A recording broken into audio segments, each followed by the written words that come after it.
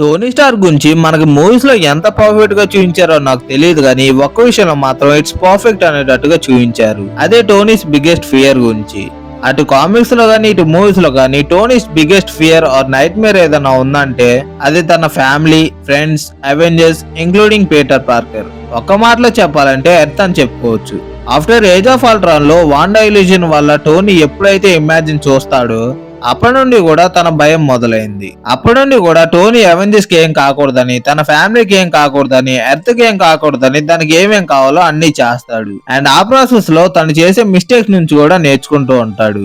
టోనీకి inner fear ఎంత ఉన్నప్పటికీ టైటన్ మీద థానోస్ తో ఫైట్ చేస్తూ తనేంటో నిరూపించుకుంటాడు. కానీ థానోస్ స్నాప్ తర్వాత తనను ఎంతగానో రెస్పెక్ట్ ఇచ్చే తన ఒక సన్ లాగా ఫీల్ అయ్యే పీటర్ పార్కర్ స్నాప్ వల్ల ఆవిరైపోవడం, తన ముందే చాలా మంది ఆవిరైపోవడం చూసిన టోనీ చాలా భయపడతాడు. అండ్ ఇదంతా నా వల్లే అయింది, నా పొరపాటు వల్లే అయింది అని తను అనుకుంటాడు. అందువల్లే 5 years పాటు ఐరన్ మ్యాన్ అనే ఐడెంటిటీని తీసేసి ఒక నార్మల్ లైఫ్ గడుపుతూ ఉంటాడు. తర్వాత ఎప్పుడైతే ఆవిరైపోయిన వాళ్ళని తిరిగి తీసుకురావచ్చు అని తెలుసుకుంటాడో ఇంపాసిబుల్ అన్న టైం ట్రావెల్ కూడా కనిపెట్టి తనంటూ నిరూపించుకుంటాడు. అండ్ ఎండ్ గేమ్ క్లైమాక్స్ లో కూడా థానోస్ మాటలకు భయపడి తను పోయినా పర్లేదు, పీపుల్ కి తన నమ్మిన వాళ్ళకి ఏం కాకూడదని డేర్ చేసి స్నాప్ చేయడానికి ముందుకు వస్తాడు. ఆఫ్టర్ స్నాప్ చేసిన తర్వాత థానోస్ ని బీట్ చేసినందుకు, ఎత్తును కాపాడినందుకు కూడా ఒక చిన్న స్మైల్ ఇస్తూ తను చనిపోతాడు.